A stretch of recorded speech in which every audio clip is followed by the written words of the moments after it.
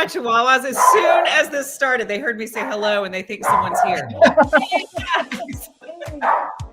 Hi, Sharon Thorsland. Hello. How are you? I'm great. I'm so sorry about the tiny chihuahuas barking just outside of my room here. Guys, it's okay. Welcome to Ladies Night Talktoberfest. All right. I've got my beer ready to go here. So cool. I'm weird. I only have a water bottle. I might need to run over to the kitchen and grab myself a beer. I will tell you one of the things that my chihuahuas are barking at.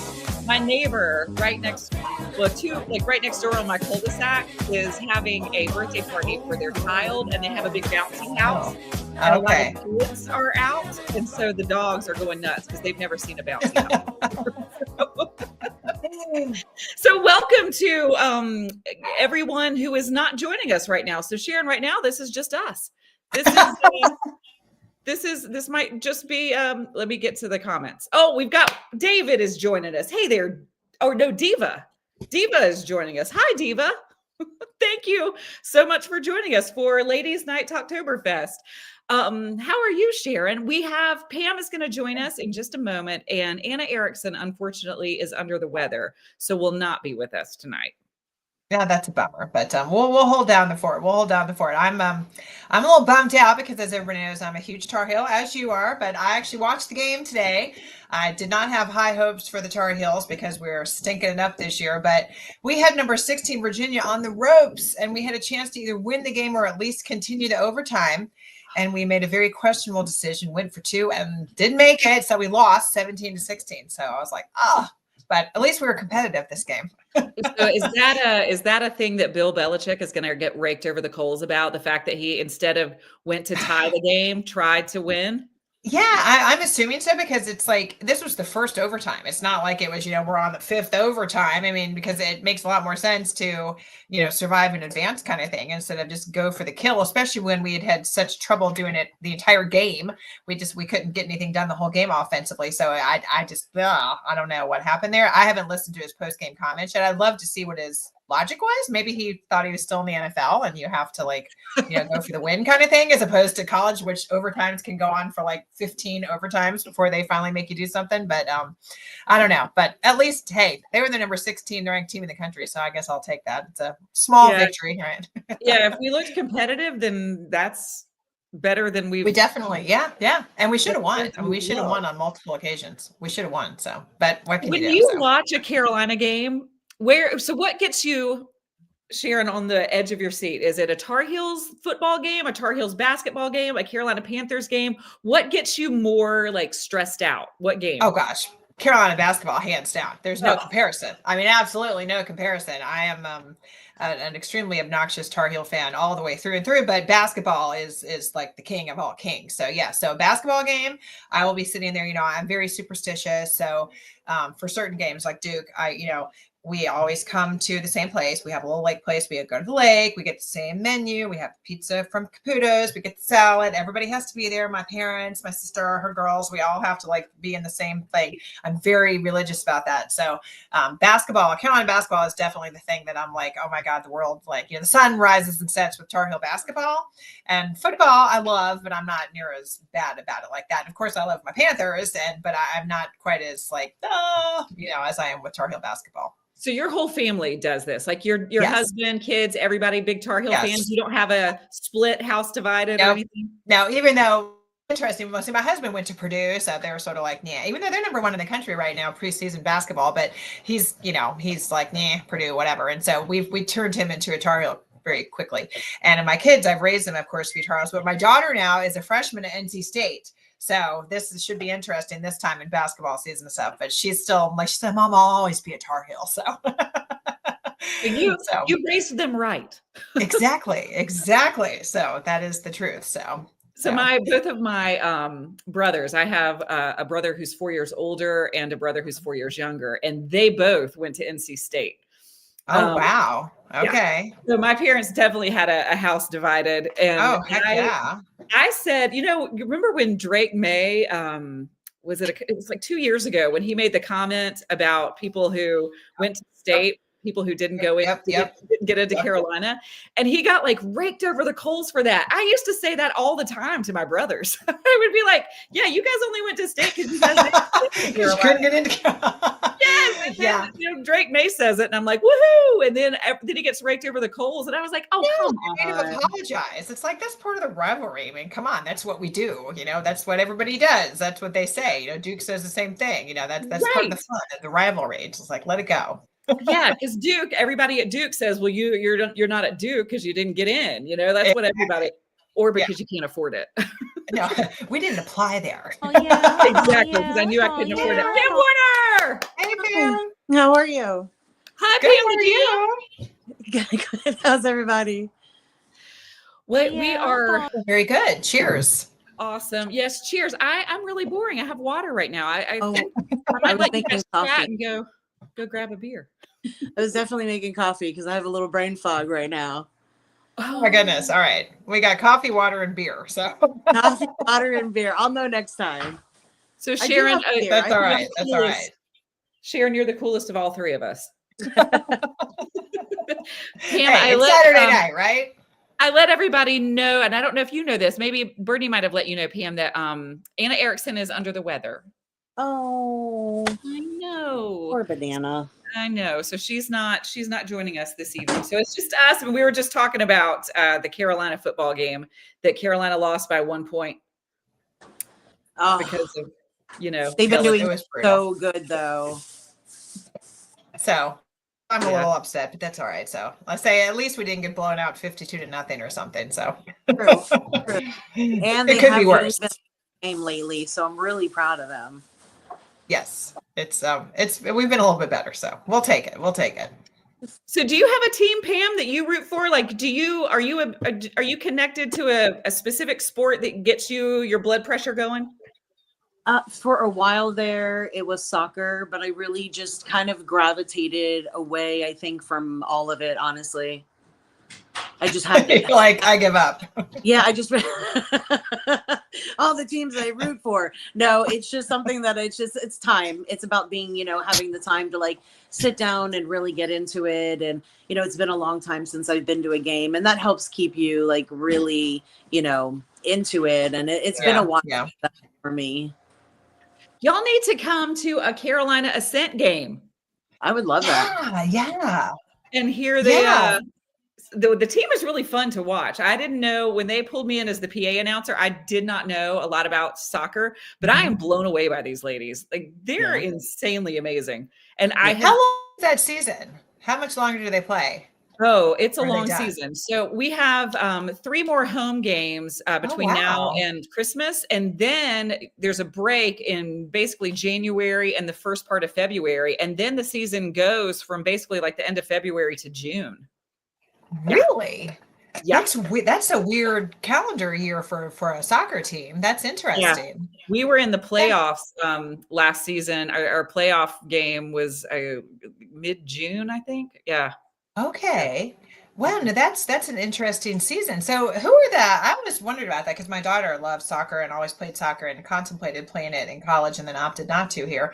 And I was wondering who are their athletes? Where do they get these women from? Are they still in college? Are they? There are some that are college age. Some have been professional soccer players from all over the world. They've played in teams in Europe and Australia.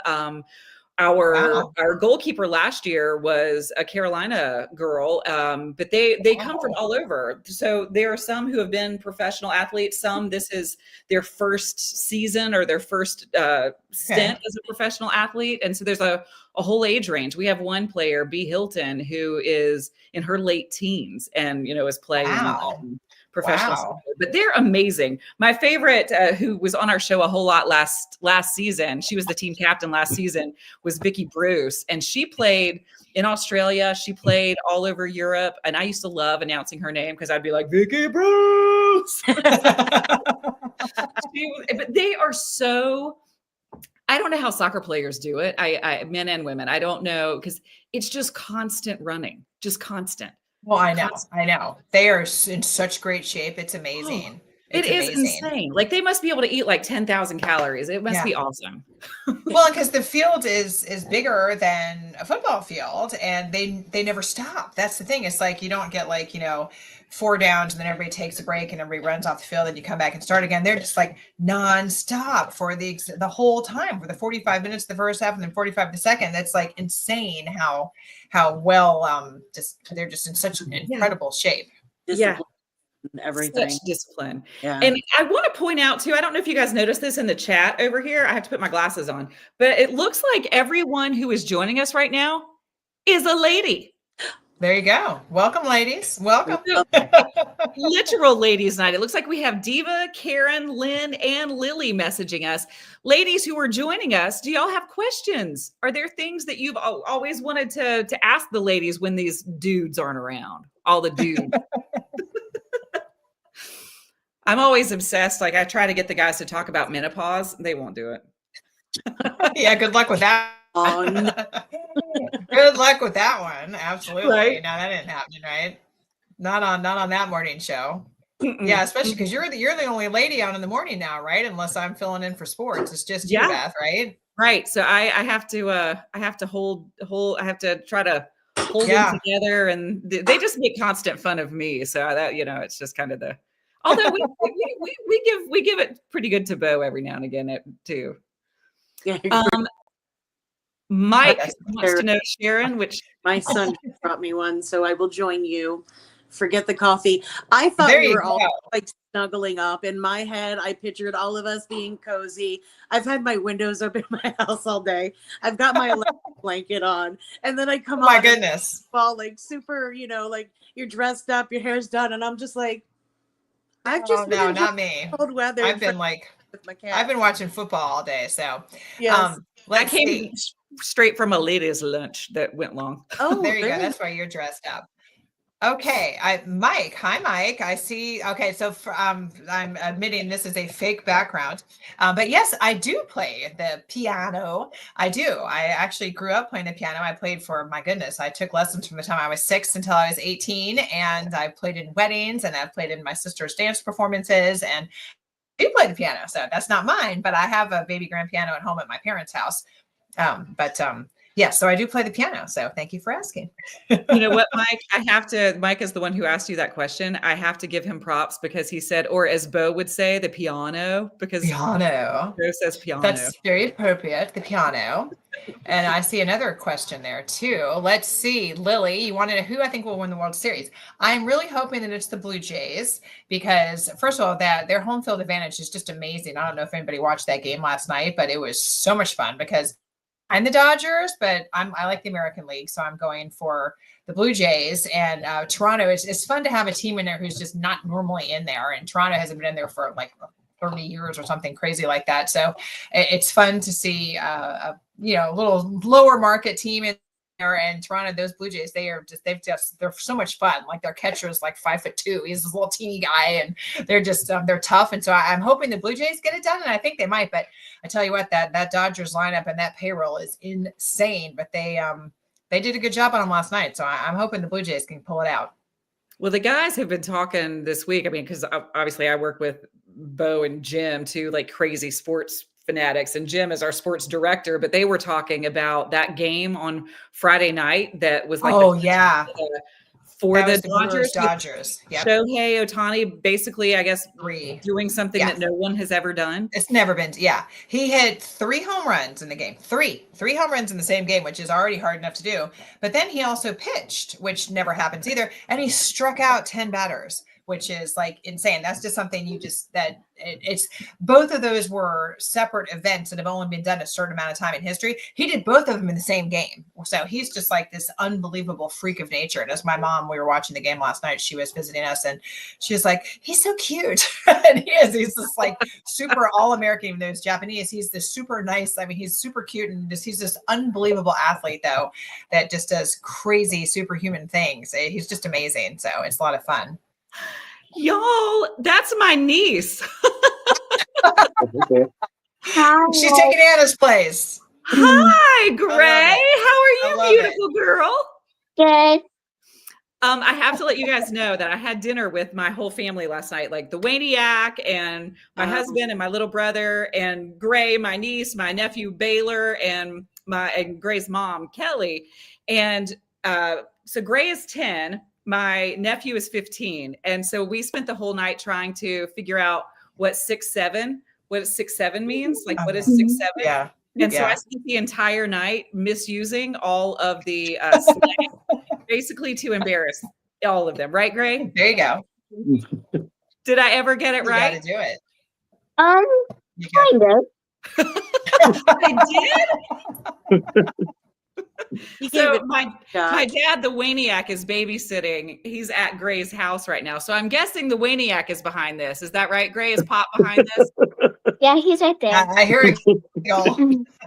I hear a giggle in the background. That must be him. Where are you going? Where are you going trick-or-treating? Oh. Ooh, Pam, you want to start that one? Where are you going trick-or-treating? I'm actually not going trick-or-treating, but my son will be going with his friend. Because by the time I leave the station on Friday, and plus the. Whoops, we lost Pam. Uh-oh. There we go. And that's where I'm going trick-or-treating. No, The dark hole. we don't the neighborhood that I live in, we don't have sidewalks, and the houses are like a good distance apart, so no one comes to this area to trick or treat. But my son's friend lives in a really nice neighborhood, and they're like dressing up as a family. So after school, he's going over to their house, and they live in Valentine, and he's taken all the kids, trick-or-treating, and Warner's going along with them, and I'll meet up afterwards. But I didn't have like an exact place. I always thought like the trunk or treats were just fine when they were little. Yeah. But we also had a good conversation about being a teenager and trick-or-treating. A lot of people, they're like, you're too old to trick or treat. And I feel like they're kids. Let them get the free candy. And so at least I know he's going to be in a safe neighborhood with good people, and he'll be able to do that there. My son's a ninth grader. My youngest is in ninth grade, and he's doing the same thing. It's like, and I'm like, you're 6 feet tall now. You're going to scare people if you wear a mask. So I'm like, you have to wear a costume without a mask, so people don't think you're like some adult coming in. So you never know. Warner was just measured in at 5'8" the other day, and the doctor's like, oh, well, he's on track to be 6'3" by high school. And I was like, slow down. He's already taller than me. Let's cut them off at the knees and shrink them a little bit. It's crazy how big they are in middle school. He's in middle school. He's his last year. He's in 8th grade, but it's insane. And he is a big kid, but he's doing the whole cloak, and he wants to be like Mothman. He's got like this black cloak, and it has this picture on it. I'll have to send you pictures when he puts it on. It actually looks really cool. Mothman. That's like our generation horror movie, isn't it? Oh yeah, I love Mothman. He loves. You know what we watched today this afternoon? He's an old soul. This afternoon we sat down for some hot chocolate with the windows open. We shared an electric blanket, and we watched Rocky Horror Picture Show. And he loves that kind of stuff. He's with me on that. He loves those kinds of movies, and I show him all kinds of stuff from our generation. So it's kind of made him an old soul, I think. Hey Warner, can you sing like the Time Warp song or something for us? Can you? I can, but not for you. I'm sorry. not on camera. So not for me specifically, just not in general on camera. Okay. I'm not doing that for a bunch of ladies. For a bunch of ladies. Oh, hey, we got some guys in the audience now. We got some guys out there. Yeah, they're good. Let's just hear the vocals. I'm good. Let's do the time warp again.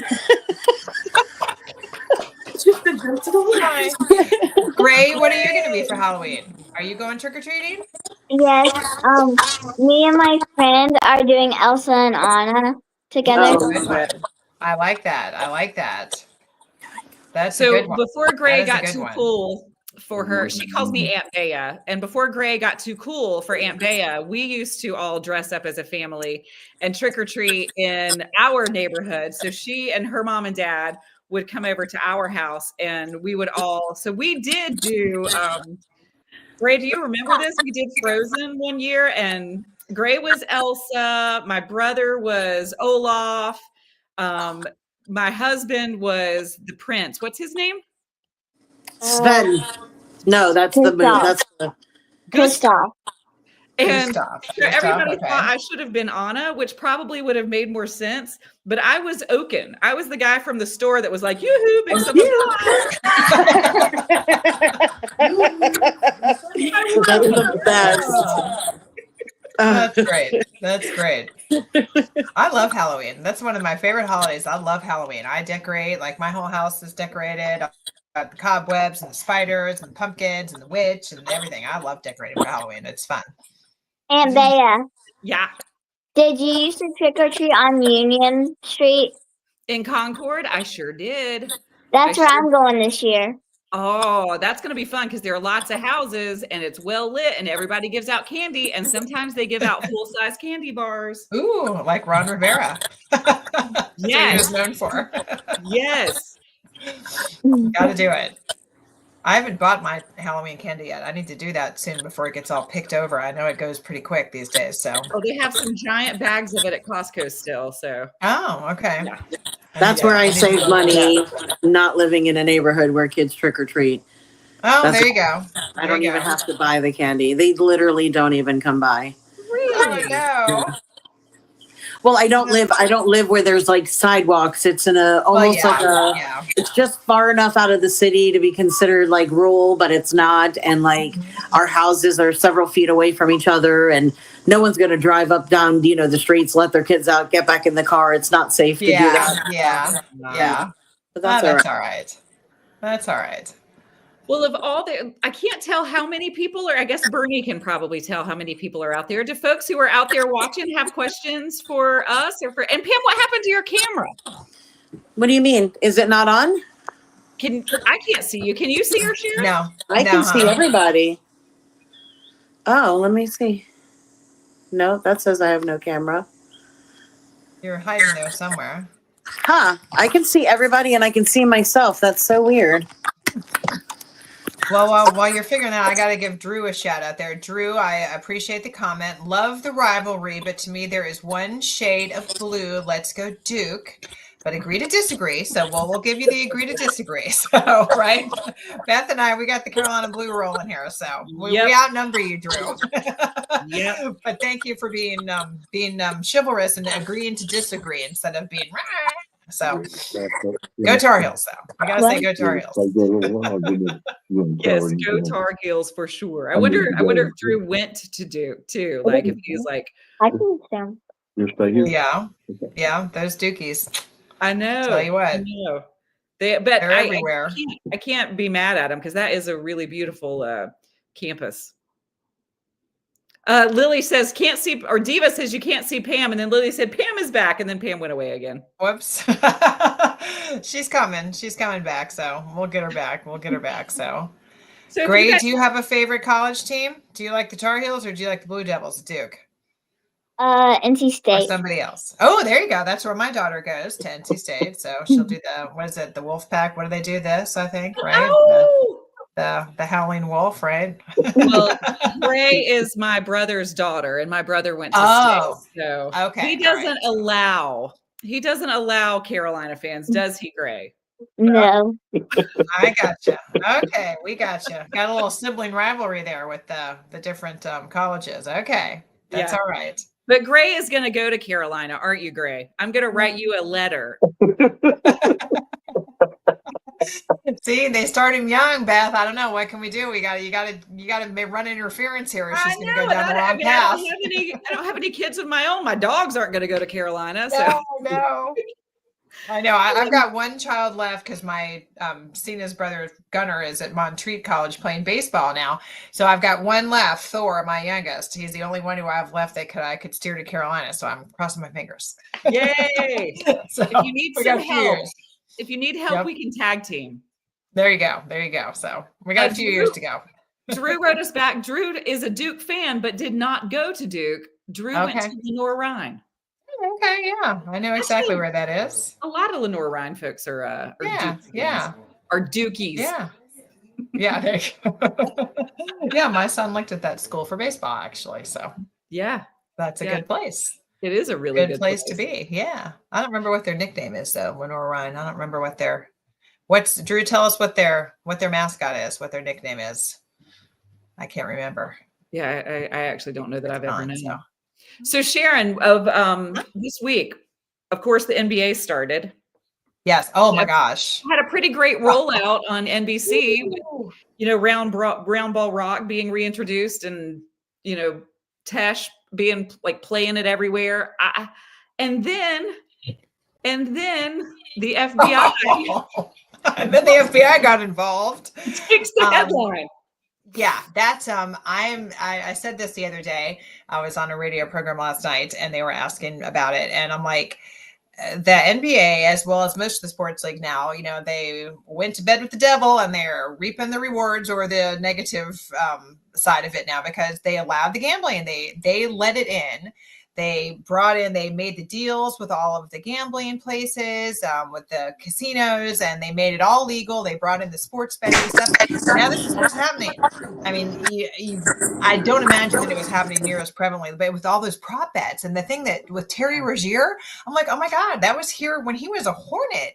He was a Hornet, and he threw that game by injuring himself with the fake injury, and then pulled himself out of the game so he wouldn't score the amount of points, because all of his gambling people had bet on the under. So he had to make sure he didn't score however many points they'd bet for the under, and pulled himself out of the game and threw the game for that. I'm like, oh my gosh, so that really hits close to home. And then I don't know if you saw the picture of him. He's being brought to court for his court appearance. He's handcuffed and in shackles in a freaking Charlotte Hornets jersey or a Charlotte Hornets hoodie. I'm like, no. So yeah, that was brutal. The fact that it has all that part of the story, and then you have the coach from Portland, and then the assistant coach, and then there's a whole other underbelly side with the mafia. I know. Well, that's the thing, especially with Chauncey Billups. I told my dad last night, I would not be surprised if we found out that Chauncey Billups, I'm not kidding you, I would not be surprised if he is not with us in another week or so, because that's what the mob does. You just disappear, like Jimmy Hoffa, you're buried into the Meadowlands. I mean, if you're messing with the mafia, good luck with that one. I mean, it's one thing to be Terry Rozier and just be stupid and throwing games and stuff like that, but you get involved with the mafia and your life is in danger big time, or your family members' lives are in danger, because they don't want them to sing. They don't want them to turn them into the Fed. So those witnesses generally tend to just disappear into the sunset. So I hope that doesn't happen with Chauncey Billups. But man, what a fiasco! What a fiasco! No, I mean, if somebody wrote all of that into a cutting out my sound and everything. I would say that it wasn't believable. Oh, I know it is. It seems like it's a movie. It really does, especially because of the people who were involved in it from the NBA. It's like, what do you think? I mean, we got a head coach in the NBA who is now in jail, or going to soon be in jail because of that, or dead because of his involvement with the mafia. They said 4 out of the 5 crime families in the country are involved in this. I mean, this is just no small potatoes here. This is a huge, wide-reaching ring that they are trying to uncover, and this is gonna really unfold into a whole lot of different layers, I think. Yeah. Well, and the fact, I guess we were talking with some Teresa Payton, who is our cyber tech security expert, who joins us during the week, and she joined us 3 different times this past week because there were so many crazy tech headlines. And she joined us on Friday to talk about this, but the fact that it ties not only the four big mafia families here, but all the way, it has connections over to Italy as well. And what's the mafia yet again? Yeah, it's unreal. And that stuff is, people don't understand that, especially if you're from the South, you just don't see it. But my sister went to NYU up in New York City, and she had a roommate, Michelle Valente. I still remember her dad was mafia, and she would tell us stories about being shot at christenings. They would come out of the church on the steps and the drive-by shootings and stuff. And, her dad had some random business, and they were millionaires. I mean, it is real. It is especially like in Manhattan and places like that in the big cities, Chicago and stuff. It is the real deal, and you don't want to mess with them. So my dad, we were talking about that last night. My dad said he's from Manhattan and from New Jersey, and he had a business up there at one point, and he got a call. He had won a bid to do some big government job, and he got a call from some random person. I understand you won the bid to do such and such. And I was like, yeah, I did. And he's like, if I were you, I wouldn't start it. And my dad said, why? And he said, because you won't finish it. And I was like, okay, then. And so he dropped it. So, I mean, it's no joke up there. It is no joke. So Chauncey Billups, I feel for you, buddy. I hope you can get out of this one unscathed. I don't know. Right. It's scary. Sharon, Tony just sent us a message. Beth or Sharon, Tony must have missed the beginning of the conversation we were having. Did you see the disappointing ending of the Tar Heel game today? Unfortunately, yes. Yes, I did. And I'm still trying to, I haven't seen the post-game comments yet from Coach Belichick, but I'm trying to figure out why we went for 2 in the first overtime instead of tying the game, trying to get the defense to get a stop, or at least give yourself to, as we were saying, survive in advance. Don't just, shoot yourself in the foot right off the bat, especially when we'd had so much trouble scoring the entire game. We kept on, having the interceptions and the fumbles. We had a tough time offensively. So yes, I did see it, and it was brutal, and it was not fun. I was hoping we'd pull it off. I mean, number 16 in the country, that would have been a huge, huge win for us. So that was a bummer. Whoops, I can see you talking, Beth, but I can't hear you. Bill Belichick needed a win. He needed a positive headline. Oh, yes, we definitely needed a positive headline. He has had very few positive headlines with I'm trying to be like, okay, I'm trying to stay positive, and we're going to pull this out, and this is going to end up okay. But man, live, if the girlfriend wasn't there, it wouldn't be so bad. But the girlfriend just adds a whole new element to it. And the more that comes out about her and stuff, holy cow, it's crazy. Other layer. Yeah, big time. It's a little nuts. So, but you know what? Hopefully, hey, basketball almost here. We had a scrimmage last night. Probably nobody watched this because it was 10:30 at night on WBT. We lost to BYU, number 8 in the country. BYU. I think it was 68-67. We lost by 2. So it was a really, really good game and a very close game. And our freshman, that new freshman we have, it's a stud, Caleb Wilson. So it's almost basketball season. So that's the saving grace. That's when you get excited. Every year. Wait till basketball. We're almost there. So we're almost there. Okay, I think I'm. There's Pam. Can you hear me? She's back. We can hear you. You can. And we can see you. And we can see you. All right. What did I miss? We got it. So Pam, you met Gray, right? I did. Gray is my niece, yes. And my dad is the Waniac is babysitting her tonight. So he phoned her in. That's awesome. There we go. She's taking Anna's place. So yeah, so tell us your favorite news story, Anna. No. You don't have to tell us your favorite news story, Gray, but Gray is auditioning for her school play. Oh, what part are you going up? Okay. What part? What part are you? Oh, I don't know yet, but I'm auditioning for young Nala. In The Lion King. Oh, okay. That's what schools are doing now? Yeah. Wow. I was in The Crucible. Ooh. Wow. Scarlet Letter. That's a little heavy for school. Yeah, right? I did that in high school. We did The Crucible. Wow. We did The Scarlet Letter. Yeah. Really? Wow. Wow. I used to compete. I never did anything with school plays. We did like a remake of the Little Bunny Foo-Foo song. Get out of here. Little Bunny Foo-Foo. It wasn't anywhere close to The Lion King. Wow. Yeah. That's pretty impressive. I think my high school did Guys and Dolls, but I can't sing. So once I was in high school, we did Romeo and Juliet, but we had this guy that wanted to be like, I don't know, a film director. So he did a modern version of Romeo and Juliet. So the set was all industrial, and I was a cat. Like, do you remember the cats from Romeo and Juliet? No. Don't remember those. Exactly. But I was a cat. Okay. Mix 2 plays together. That's Cats. funny. and Romeo. Cats and Romeo and Juliet. Yeah, he That's was funny. he was trying to be creative, and Okay. it just was weird. Like there were 6 of us who were cats, and we were in these black cat suits, and we climbed down ropes from the ceiling. It was so weird. It was such weird. Okay. Well, that's definitely a modern take on Romeo and Juliet. Yeah. Okay. Yeah. One of Great. those What shows- grade are you in? 5th. 5th grade. Okay. Okay. And where are you in school? What? Where? Never mind. I probably shouldn't ask that. Where? Where did I go to school? Yeah, Yeah. because we don't want people to know where you're in school. Oh, Somewhere in North Where we're Carolina, going right? yes. Yeah, we're Yes, going to somewhere. Somewhere in North Carolina. All And right. Bea, Yeah. I have to go. Oh, well, I'm so glad that we got to see your face. Okay, we're going to make pimento cheese. Oh, Ooh, I'm okay. so jealous. Have so much fun. Pop makes the best pimento cheese in the world. Yes. Okay. I'll put you later. Awesome. Bye. Yay. I love you. Bye. Pam, you've had my dad's pimento cheese when we went down to the beach. Oh yes, I had plenty of things that your dad put out on the table. It was very nice, from the drinks to the hors d'oeuvres to making breakfast in the morning. It was wonderful. I was like, "This is great. Can we do this every morning?" I was going to say, yeah, let's just relocate the station, right? Right. I had no business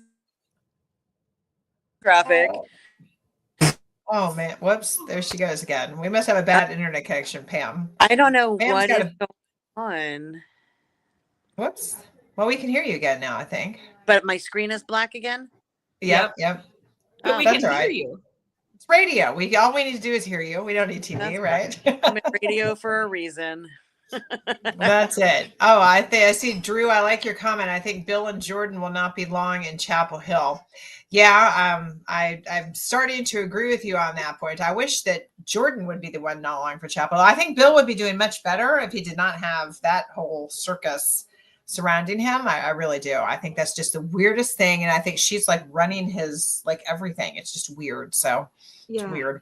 I agree. But- it is strange and uncomfortable, and Yeah. social media account with those weird pictures of them. I know. And it's not like, okay, fine, the dating thing, great, whatever, but it's the way she's so involved in his day-to-day life with how he runs his practices and games and his social and just everything. It's like so controlling. It's sort of weird. So, Yeah, but it's super too bad. We should have a Tom Brady as our coach instead.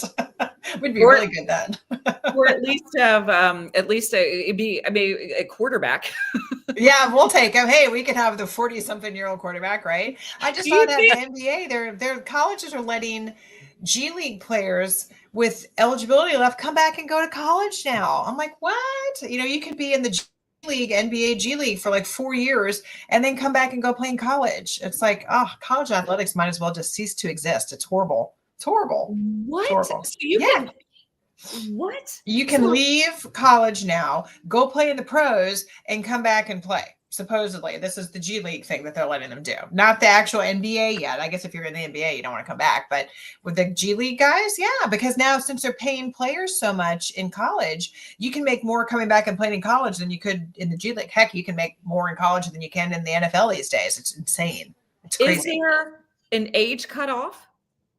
No, apparently not. I mean, there's some guy who's like 63 years old at some school and the marching band. It's weird. They've had old quarterbacks, and it's not. What is that crazy movie where the guy like comes back when he's like 30 or something? Necessary roughness. Yeah, I mean, but it's like reality now. It's crazy. I mean, even With the Scott quarterback today. Bakula. Yeah, it is. The quarterback today that we played against at Virginia, this is his 6th year in the league. He's like 24 years old. It's like, come on, move on and let the next generation come up. I just can't stand it. Oh, it's just brutal. So wait a minute. So technically, Tom Brady could come back and get a master's degree, right?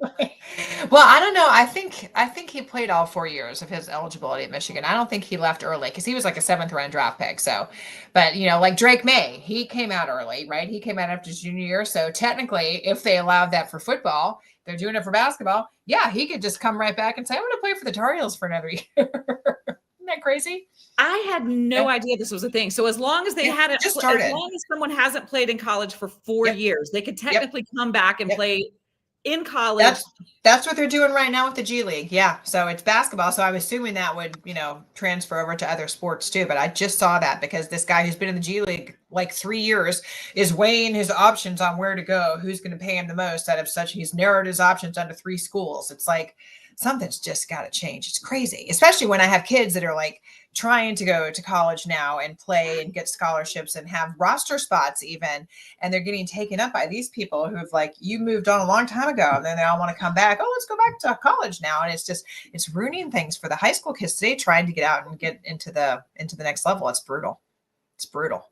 So well, Lynn just sent a message that said there's a person in the background who has this laugh that is so unique. Who is that? Lynn, are you talking about on one of the shows or tonight on this? Because Bernie, who is the producer on our morning show, who is one of the most amazing human beings ever, he's helping us tonight. So maybe you heard him laugh, or you also hear him laugh on the morning show, and his laugh is fabulous. It is so infectious. It is incredibly unique, and it's adorable. So that you might be thinking of Bernie, Lynn. And Pam, Tony wants to know if Boomer is Boomer's real name. I was just looking at that because I went to go try to see if, well, first of all. We lost you again. Tony, his actual real name is Gary. How did you say that? Gary. I wonder how he got his nickname. We'll have to ask him how he got his nickname. I never knew. So I never knew. Yeah, I don't know if he. Can you guys hear me now? We can hear you. Yeah. I have no sound again. Oh no. Yeah, I wonder how Boomer got his last name. That's interesting. So Boomer's great. I love Boomer. When my youngest son was little, he still loves trains, but he was obsessed with trains. And I used to bring him into the station sometimes if I had to run in and do something. And Boomer would be there in the traffic desk, which is right next to the sports desk. And I'd bring Thor with me. And Boomer was so great. He'd park Thor on a chair there next to him, and he'd pull up like the traffic cameras so we could see all the things. And he'd pull up the train yard. I guess they had some sort of video of some train yard in Salisbury, something with all the different trains. And Thor would just sit there riveted. Thor loved Boomer, so Boomer took care of him. I guess he's now in high school. He's probably not still into trains.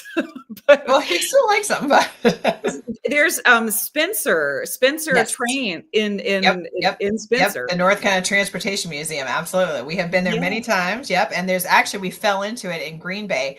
I took Thor and my older son Gunnar a couple years ago when the Packers played the Rams on Monday Night Football, right when Baker Mayfield had gotten cut from the Panthers. We'd asked for his release and went out there to the Rams, and they played on a Monday Night Football game up at Green Bay.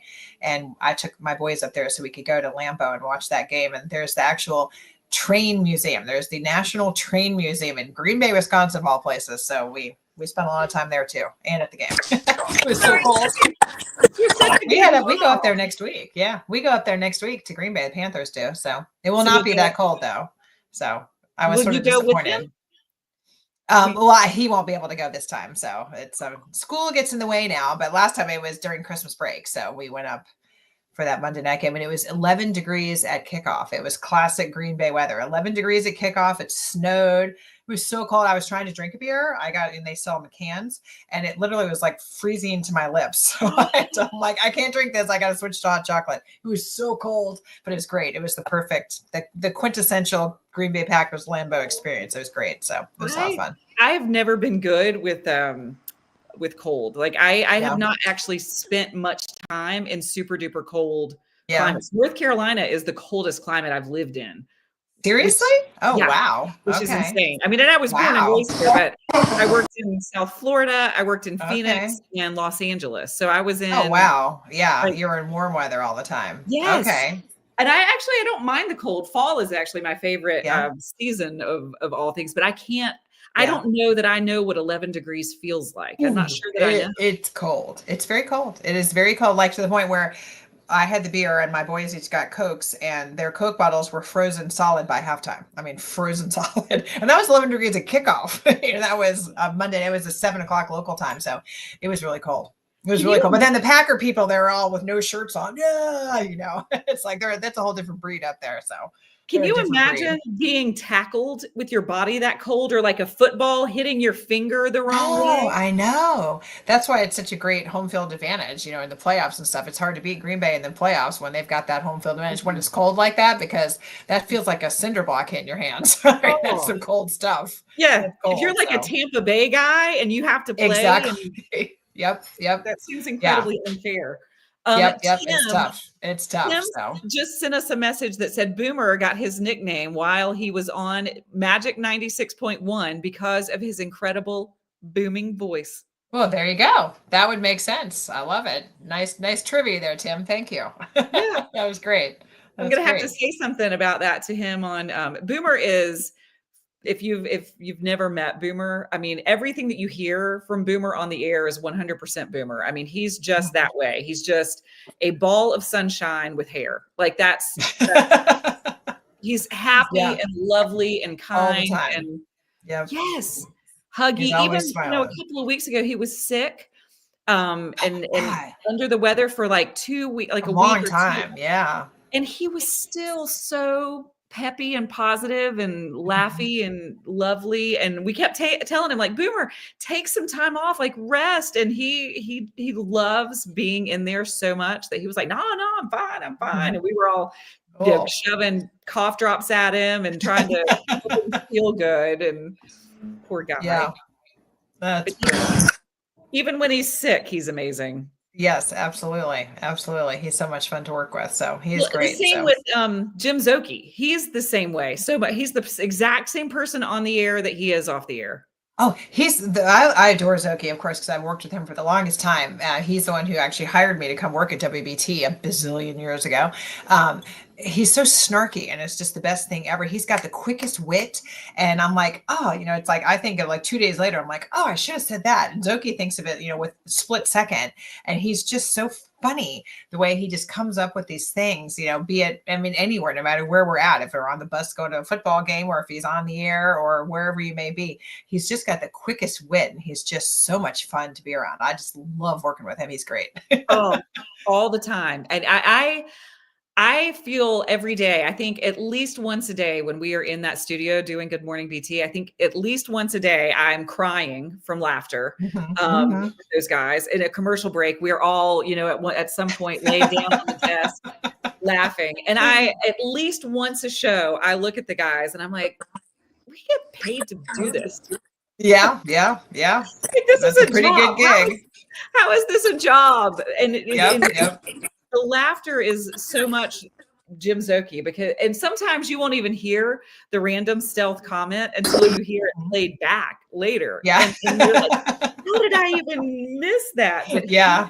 He also has an infectious laugh. And he and Bernie calls Jim his best friend, but he and Bernie have a little bromance that's adorable. Like it's the greatest group of people. Sharon, you need to actually come in one day and just spend time in the studio with us. And just I know, I got spoiled during COVID because when they sent all of us home, and so then I'm like, because it was easier still with with kids in the morning. It's just sort of like, okay, it's just sort of easier not to have to go in. But I know I do. I say that to myself sometimes. I'm like, I need to go in there because it's so much fun to have the chit chat and the report back and forth. It is fun. I do miss that part as opposed to just sending in my report. So it is fun to be there and go back and forth with you guys, no doubt. Well, because Lynn is asking again that's about someone being in the background. There's someone in the background whose laugh makes me laugh. Is that Jim? So she's talking about the morning show. So she's okay. Lynn is talking about the morning show. It might be Jim. Or Steve. Maybe it's Sir Stephen and Anthony. Could be him. Sir Stephen. He's kind of over behind where our phones are. So sometimes you'll hear him go, like his is very like deep, kind of like an opera singer almost. But Bernie, I think Lynn, it's Bernie that you're hearing. Yeah. I think it's because Bernie's laugh. And Bernie is an easy to laugh guy because he's so jolly. Everybody that's in there on that morning show are just really happy, good people. But Bernie is just, I mean, his heart is delightful. He's just an incredible human. He's so talented at being a producer and works so hard. But I think, Lynn, so it's not the opera singer she's saying. So I think it's Bernie that you're hearing. I think it's Bernie because Jim's laugh is kind of directly into the microphone. Yeah, probably Bernie back there. Hey, So thanks, Lynn. I Probably. appreciate it. Yeah. There's There's Thank you so Bernie. much. Laugh for us, Bernie, so we can hear you. No, I can't laugh. At that. The baby's asleep. You can't laugh on demand, right? Yeah, the baby's asleep. Oh, there you go. Quietly laugh. Chuckle for Yeah, us it's quietly. probably me, Lynn. I'm sorry. It's very loud, off mic, constant. It's probably me. So yeah, Lynn that's said fine. it's the same every time, even when I don't Yeah. laugh at something y'all It's probably say. me. She says even when I Okay. don't laugh at something y'all say, she says I laugh at the laugh. Well, there you go. That's a good laugh. That's a good laugh. Bernie, how is the baby? Oh, he's actually got a case of hand, foot, and mouth, we think, right now. So on top of Yeah. an ear infection. Oh, that's not fun. Oofda. Yeah, That's I mean, that's he's a in rough good one. spirits. Yeah, he's in good spirits right now. He's not being Man. tough with us, but hopefully that Okay. doesn't start tonight. But it's been a couple Now, rough how nights. old is he? He's just now? over a year. He's like Okay. 14 months now, Emma. Okay. Okay. He's 14 Wow. months roughly. Such a fun age. That's such a fun No, age. he's a ball of energy, but he's great. Yeah. Sorry, it's ladies' night. I'll hop out of here. Oh, that's okay. That's just okay. wanted to No, thank we Lynn. love you. We were Anytime. talking about you, Bernie. I know. I appreciate it. Anytime. Beth, I'll Venmo you that $20 here shortly. All right, I'll pop out. Oh, Charlie Jeter is on. Hey, Charles Jeter. Oh my gosh. I love some Charles Jeter. When I used to host Flashpoint, Sharon, when I was at WCNC, we had a Sunday political show called Flashpoint, Okay. and I was the host of it. And I used to do shows like it was normally a 3-panel show where I'd have Republicans and Democrats that I bring together to discuss usually a specific issue. Okay. But I would have Charles Jeter and Joel Ford together, and I just called it wow. Joel and Jeter because I would give them one topic and then I would just let them duke it out. Yeah, And they y'all were the just chit chat. They Yeah. were the most highly entertaining, just perfect for TV people. And Charles Jeter was a Republican and Joel Ford was a Democrat, and the two of them were great friends. And it just showed you what politics could look like, if you just had people exchanging ideas in a really fun and interesting way. And he brought his son into the studio. He went to Chapel Hill, Sharon, and he was in a band called Green Vegas. Oh, wow. Okay.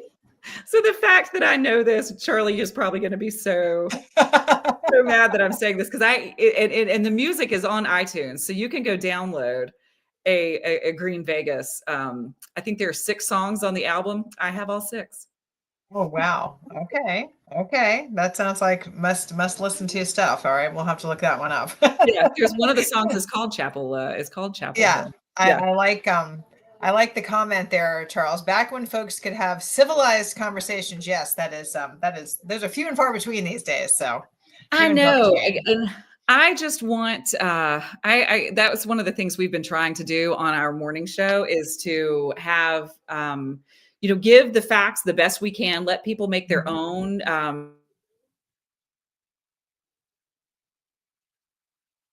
everybody feel welcome so that people can have conversations, that people can hear the other perspective and not feel angered or inflamed or triggered. And